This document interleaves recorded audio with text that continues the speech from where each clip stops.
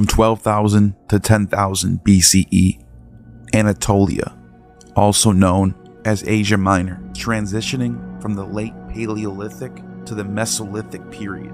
During this time, the region was characterized by a hunter-gatherer lifestyle, with small groups of people living in temporary settlements. The climate was gradually warming after the last ice age, leading to the expansion of forests and the increased availability of resources, such as plants and animals. As the environment became more hospitable, human population in Anatolia began to grow. People started to develop new technologies and tools to adapt to their surroundings. The inhabitants of this region relied on hunting, fishing, gathering wild plants for sustenance. They also began to develop more advanced stone tools, such as microliths, which were small, sharp-edged tools used for various purposes, including hunting and food processing. During this period, there is evidence of increased social interaction and trade between different groups of people in Anatolia. This exchange of ideas and resources likely played a significant role in the development of new technologies and the eventual rise of agriculture in the region. It is clear that between the time of 12,000 to 10,000 BCE, significant change and development in Anatolia, setting the stage for the emergence of more complex societies. Göbekli Tepe, an archaeological site located in southeastern Turkey near the city of Sanliurfa, dates back to the pre-pottery Neolithic period around 10,000 BCE, making it one of the oldest known human-made religious structures on the planet. Göbekli Tepe consists of several circular and oval-shaped stone enclosures, with the largest measuring about 30 meters in diameter. The site is notable for its T-shaped limestone pillars, some are which up to 5.5 meters tall and weigh up to 20 tons. Many of these pillars are decorated with intricate carvings of animals, such as foxes, snakes, scorpions, birds, and other abstract symbols. The purpose of Göbekli Tepe remains a subject of debate among archaeologists and philologists. Some believe it was a religious center or sanctuary, where others think it may have just been a social gathering place. The site predates the invention of pottery, metal tools, and advanced agriculture, which has led some researchers to propose that it may have played a role in the transition from hunter-gatherer lifestyle to a more settled agricultural society. One of the most intriguing aspects of Göbekli Tepe is the apparent lack of permanent habitation. There is little evidence of houses or domestic structures, suggesting that the site was not a permanent settlement, but rather a place visited periodically for religious ceremonial purposes, similar to what we see at Stonehenge. The site was intentionally buried around 8000 BCE, possibly as a means of decommissioning the structure or as a form of ritual closure. The reasons for this remain unclear, but it has helped to preserve the site in relatively good condition. Göbekli Tepe has significantly impacted our understanding of early human societies and the development of religion, art, and architecture. Its discovery has challenged traditional theories about the origins of civilization and has raised new questions about the role of religion and ritual in the lives of prehistoric people.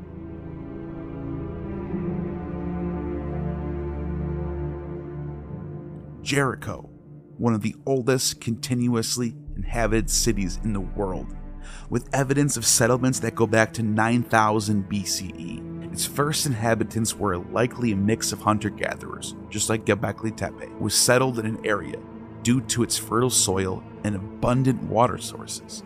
These early inhabitants would have lived as simple mud brick houses and relied on agricultural hunting and gathering.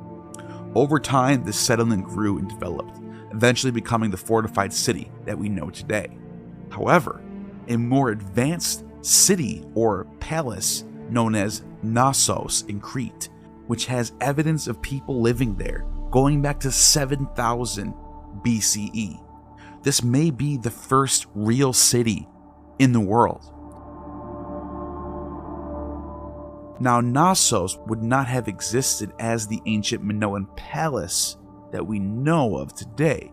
However, it does have evidence of some sort of building structure located where the palace was built, which means that Knossos as a city can be traced back to 7000 BCE. The Minoan civilization, which was centered on the island of Crete, did not emerge until 2700 BCE. However, in 7000 BCE, the area was inhabited by Neolithic communities who practiced agriculture, and these are the people that Homer talks about that are called the Pelasgians. The Copper Age, also known as the Chalcolithic period, was a transitional phase between the Neolithic Stone Age and the Bronze Age. It is generally dated between 4500 and 3300 BCE. During this time, human societies began to use copper tools and weapons in addition to stone. The Copper Age was marked by significant advancements in technology, agriculture, and social organization. As people learned how to smelt and work with copper, they were able to create more efficient tools and weapons, which in turn allowed for the more productive farming and hunting. This led to an increase in food population, supporting larger populations than the growth of settlements, which came with the growth of art and ideas, which led to religion. Trade networks expanded during the Copper Age as the communities sought to acquire copper and other valuable resources. The exchange of goods and ideas facilitated the spread of new technologies and cultural practices across different regions. Medicines were traded. Metallurgy also had a profound impact on social structures as a specialized craftsman emerged to produce copper tools and weapons. These skilled artisans often held a higher status within their communities, reflecting the growing importance of metalworking in Copper Age societies. Ritual practices continued to play a central role in the lives of Copper Age people. Megalithic structures such as Stonehenge in England and the Gantija temples in Malta were constructed during this period, demonstrating the sophisticated engineering skills and religious beliefs of these ancient societies. The emergence of complex burial practices, including the use of grave goods and elaborate tombs, also points to a growing concern with the afterlife and the veneration of ancestors.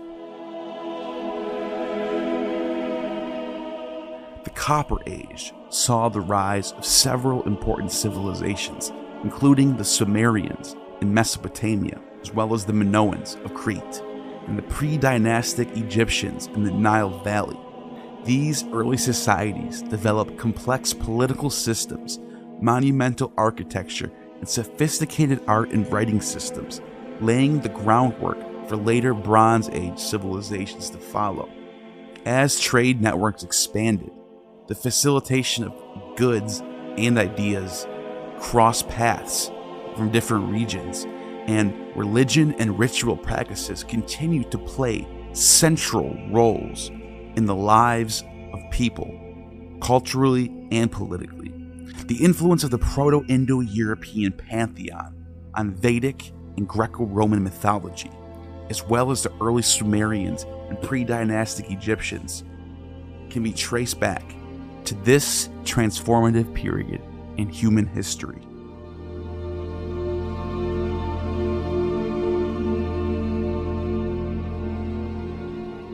Proto-Indo-European pantheon of gods is believed to have originated in the Pontic-Caspian Black Sea steppe region, a region that spans from modern-day Ukraine, Russia, and Kazakhstan all the way over to Europe. As the Proto-Indo-Europeans migrated and interacted with other cultures, their religious beliefs spread and evolved. The Vedic religion, which emerged in ancient India around 1500 BCE, shares many similarities with these Proto-Indo-Europeans. For example, the Vedic god Indra, the king of the gods, the god of thunder, is strikingly similar to the Proto-Indo-European god Perkwanos. Similarly, the Vedic god of fire, Agni, can be traced back to the Proto-Indo-European god Angwanos. The influence of the Proto-Indo-European pantheon can also be seen in Greco-Roman mythology. The Greek god Zeus and the Roman god Jupiter both share characteristics with the sky god Dies Pater. Additionally, the Greek god of the sea, Poseidon, and the Roman god Neptune have similarities with the Proto-Indo-European god of water, Hypnomneptos.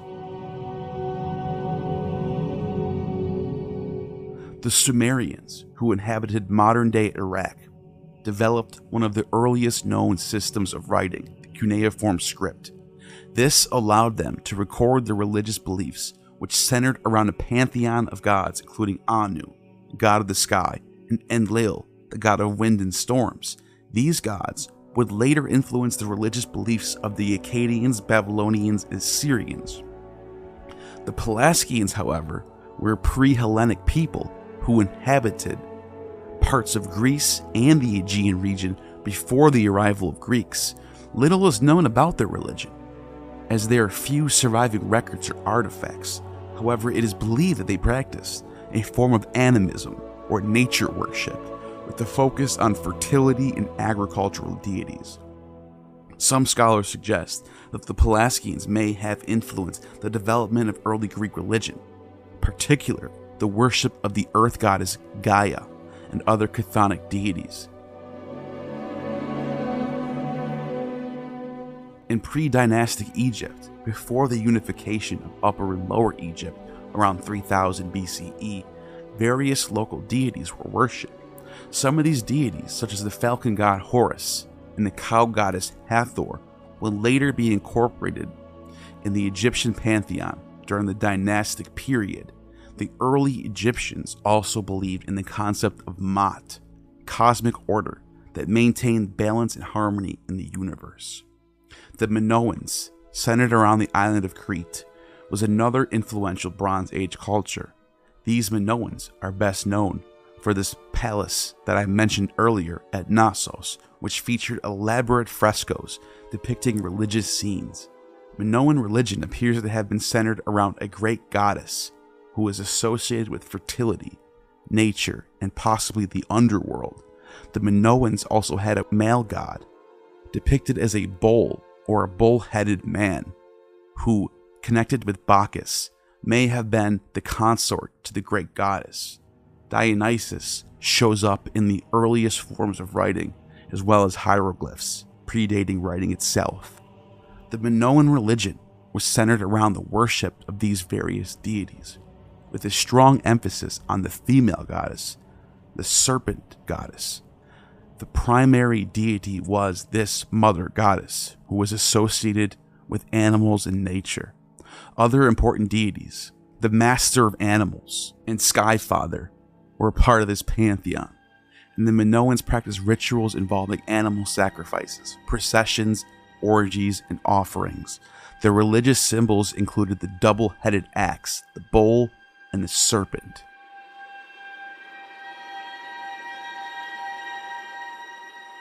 The Roman pantheon was influenced by these various cultures. Romulus and Remus, the founders of Rome. Manu and Yimo are figures from Indo-European mythology. Just like Romulus and Remus are the legendary founders of Rome in Roman mythology. Manu and Yimo are believed to be the first man and first king, respectively, in the Indo-European mythological tradition. In some versions of the myth, Yimo is sacrificed by Manu to create the world, just as Romulus kills Remus in order to build Rome. In the Indian myths, Manu, the first man, and his twin brother Yama is sacrificed and is the first to die who becomes the king of the underworld, while Manu becomes the father of mankind and survives the flood like Noah and Gilgamesh.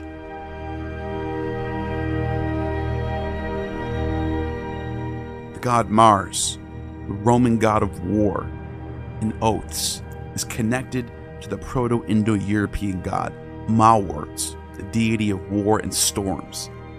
This figure is also related to the Greek Ares and the Hindu Marutas.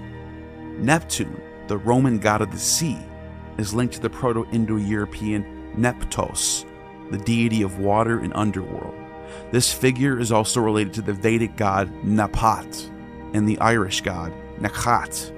Minerva, the Roman goddess of wisdom and war, is associated with the Proto-Indo-European goddess Jesus, the deity of dawn, and this figure is also related to Athena and Eos, and the Hindu goddess Ushas. Venus, also related to this goddess as well, is the goddess of love and beauty and fertility, also the dawn goddess, who is known in Latin as Lucifer, Lightbringer. Halos is the figure in the Proto-Indo-European pantheon related to this. There is also Perkwanos, the Lord of Oaks, which reminds one of Zeus of Dodona, one of the ancient wonders of the world, surrounded by oak trees, and like Perkwanos, he is a sky god connected with thunder and lightning. Obvious connections to Indra as well as Zeus. Keranos, the name of Zeus's thunderbolt. The Herkina, spring nymph, associated with the river of the same name, identified with Demeter. The name could be a borrowing, as it rather follows a Celtic sound law, which explains why Indra and Dies Pitar in Hindu mythology are two distinct gods, unlike how Zeus takes on the role of both and is synced with Jupiter, both related to Dies or Day Father. Jupiter, the king of the gods in the Roman pantheon, is associated with Dies Pitar, the Sky Father. This deity is also the precursor to Zeus, as I've mentioned, and the Hindu god Dies Pitta.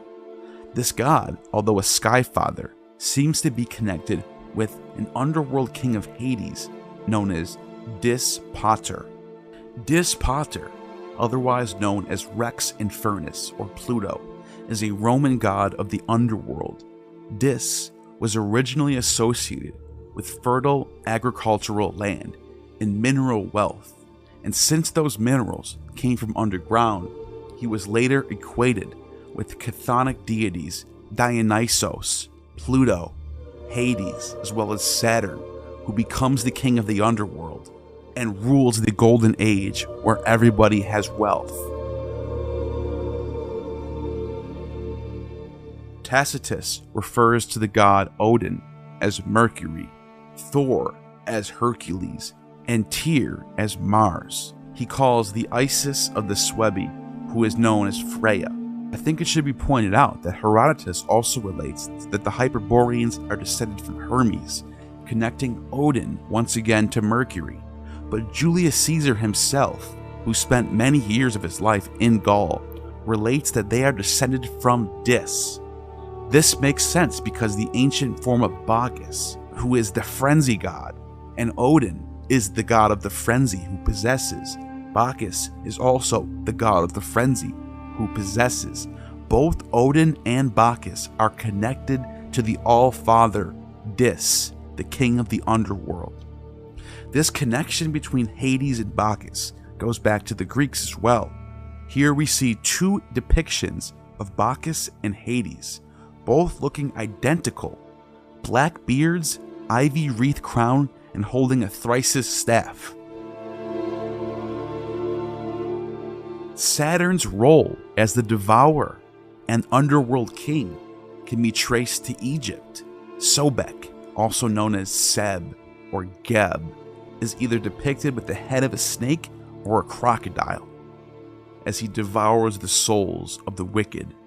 In Greco-Roman Egypt, Seb or Geb was equated with the Greek god Kronos because he held a quite similar position in the Greek pantheon as the father of the gods, Zeus, Hades, Poseidon, as Seb did in Egyptian mythology.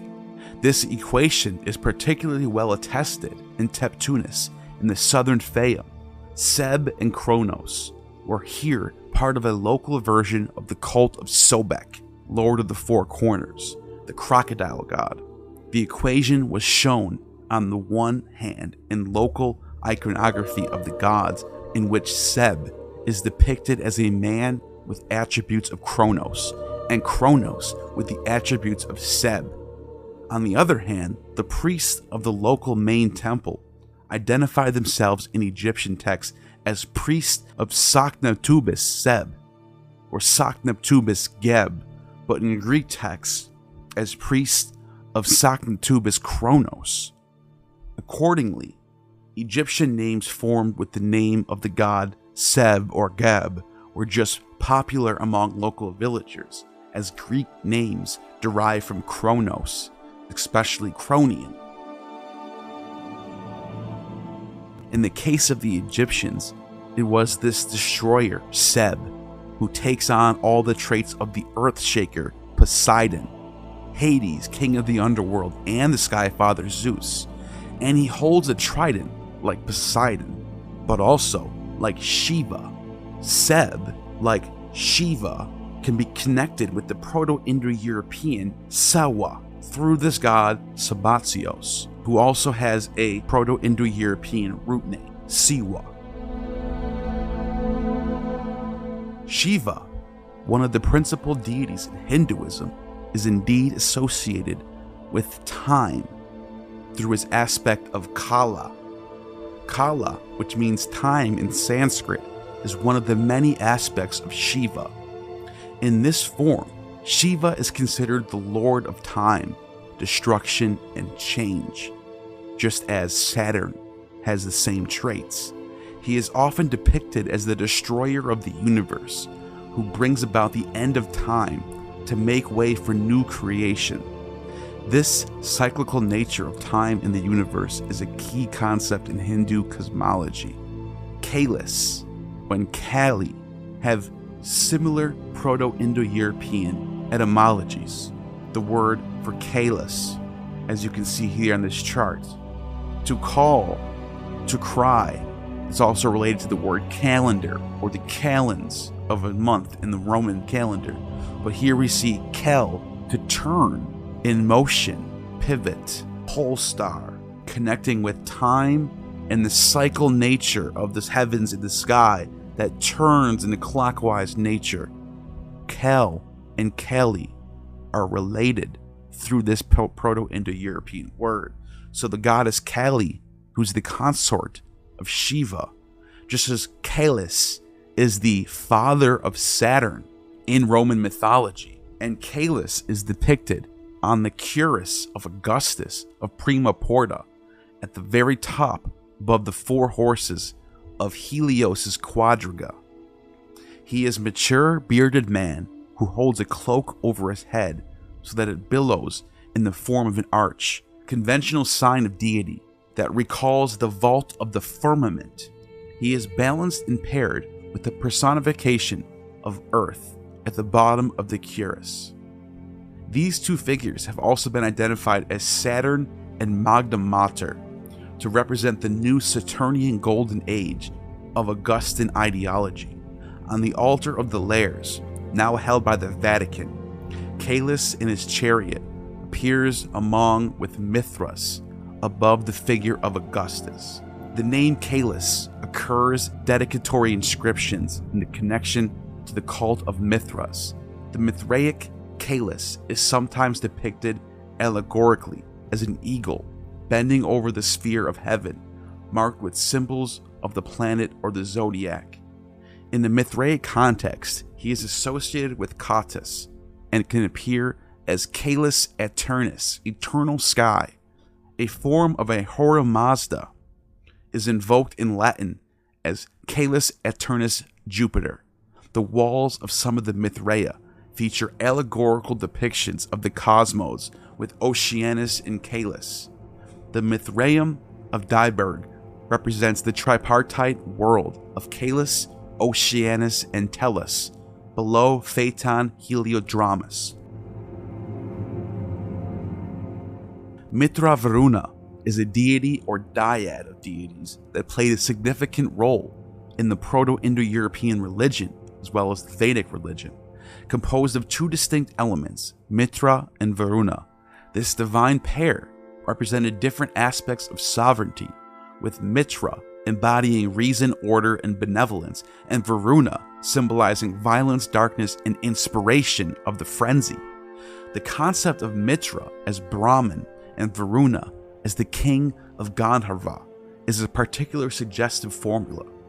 The Gandharva normally live in a mysterious world of their own, beyond the darkness into which Indra smote the singular Gandharva for the greater good of the Brahman. In Varuna's legend, the Gandharva intervene at a tragic moment to restore his failed virility with a magic herb, just as the first Luperci put an end to the sterility of the woman Romulus had abducted. This Mitra Varuna dyad can be seen as an ancient form of the Apollonian Dionysian dualism that we see in Greek mythology: sky and underworld, dark and light, righteousness and liberty.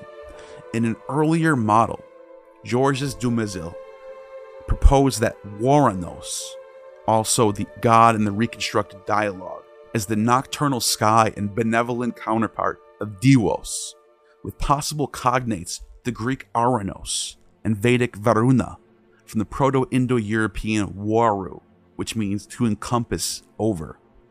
Waranos may have personified the firmament or dwelled in the night sky.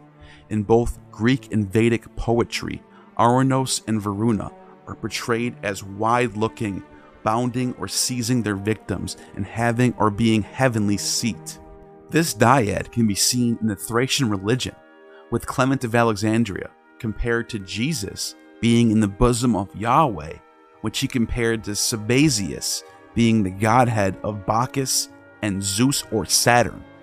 Sabazios, a god of the Thracians and Phrygians, is also known from Greek and Latin sources as Sabasios or Sabadios, his name related to the Macedonian word Sadoi or Satyrs. According to some scholars, he was a Thracian mountain god whose cult was carried by Phrygian emigrants from Thrace to Anatolia. Greek sources from the 5th century BCE onward mention Sabazios as a Thracian god. In Athens, his cult's initiation ceremonies took place by night, and the depths were purified by being rubbed by serpents. A sacramental drink was also involved. The identification of Sabazios with Dionysus, which occurs regularly in Hellenistic sources, is unquestionable. He might have had the features of the heavenly god, hence he was later identified with the Semitic god Baal, both of them receiving Greek epithet Hypsistos, or highest, or supreme. Sabazios' name connected with the Proto-Indo-European Siwo, connected to Shiva, as well as Saturn, meaning his own, the idea of freedom which constantly shows up in the epithets of Dionysus. Franz Cumont has suggested a relationship with the Illyrian Sabai or Sabayum, identifying beer extracted from cereals, such as we see in the Eleusinian mysteries, Bacchus and Demeter.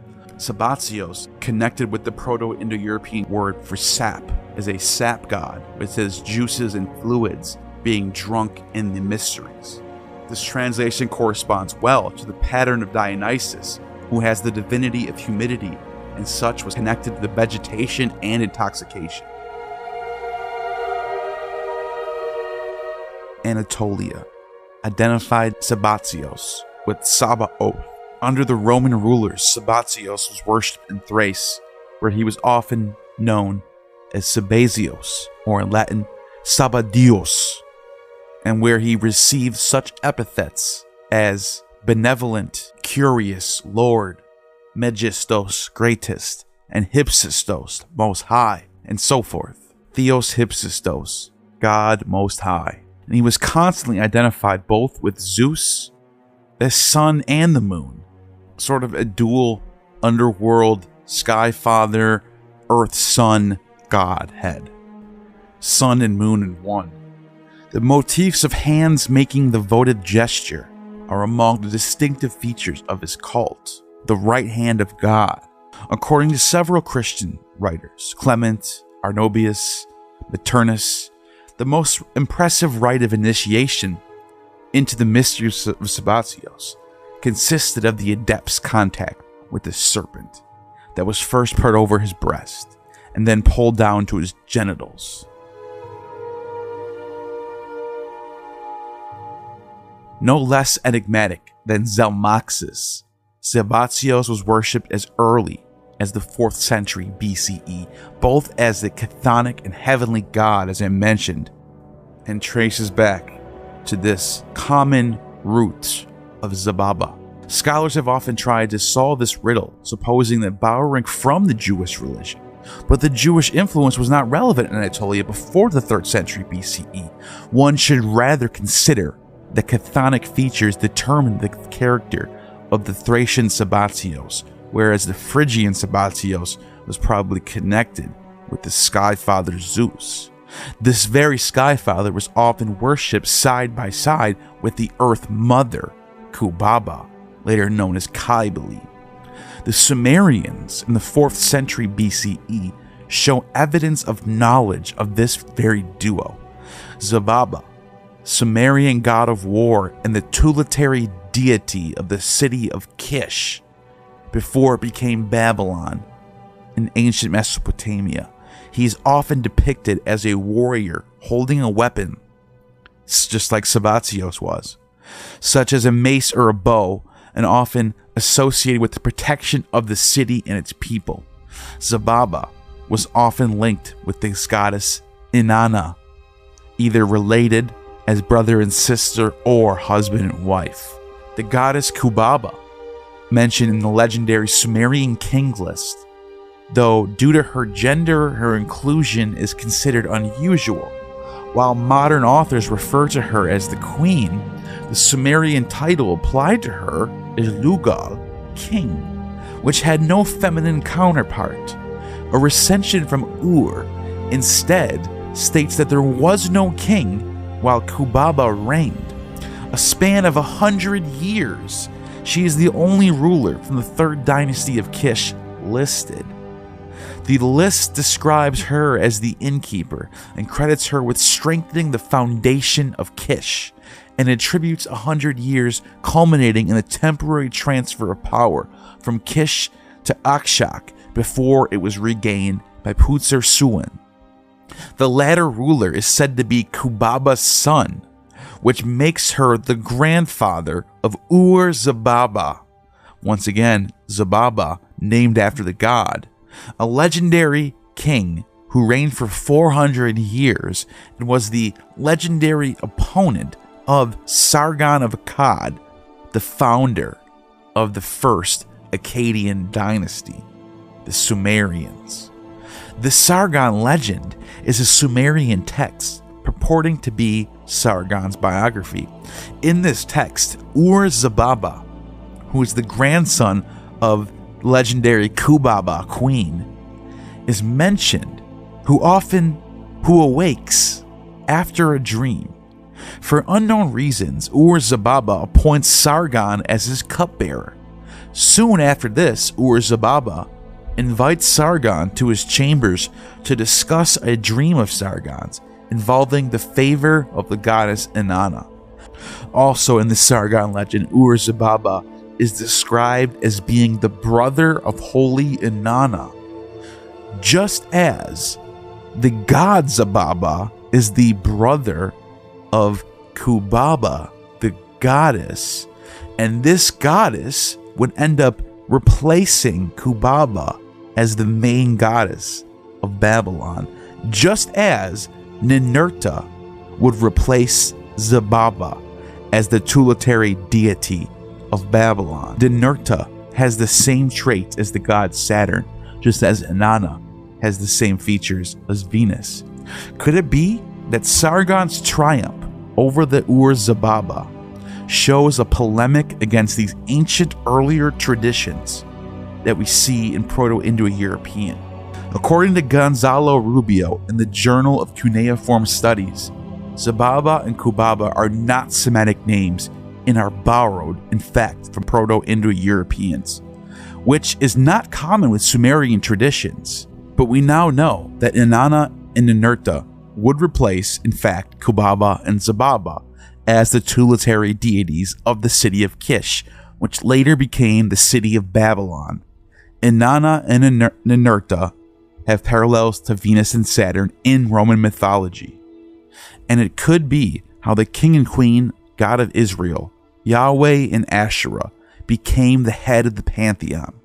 The golden vines and satyrs in the temple of Yahweh, along with the observance of the Sabbath, reflects the Babylonian connections to Israelite tradition. In ancient Babylonia, the Akkadian word Shabum corresponds to the 15th day of the month as the day of quieting God's heart. These are the Akkadian words Sebbatum, meaning seventh day. The Babylonians observed the full moon as a day of rest and called it the Shabbat. Sabbatios, the Phrygian descendant of this ancient deity, can be seen with the moon on his forehead. Possible early connections between Sabbatios and his followers are indigenous mother goddess Phrygia Cybele, may be reflected in Homer's brief reference to the youthful feats of Priam, who aided the Phrygians in their battles against the Amazons, an aspect of the compromised religious settlement, similar to other mythic adjustments throughout the Aegean culture, can be read in the later Phrygian king Gordius' adoption with Cybele of Midas. One of the native religion's creatures was the lunar bull. Sabbatios' relation with the goddess may be surmised in the way that his horse places a hoof on the head of the bull in a Roman marble relief at the Boston Museum of Fine Arts. Whether or not this can be shown as direct influences or just indirect passing down of ideas through the cultural milieu is unknown, but I do think it shows that some aspects of religion are universal and can be traced back to the beginning of civilization. Even the word holy itself, the Proto-Indo-European word, which is hayeg, can be related to both the Greek hagios and the Vedic yagios. So, the word holy being common from one side of the continent to the other side of the continent shows that the religious rites are universally connected. What do you guys think about this? Leave it in the comments, and you have just attained true gnosis.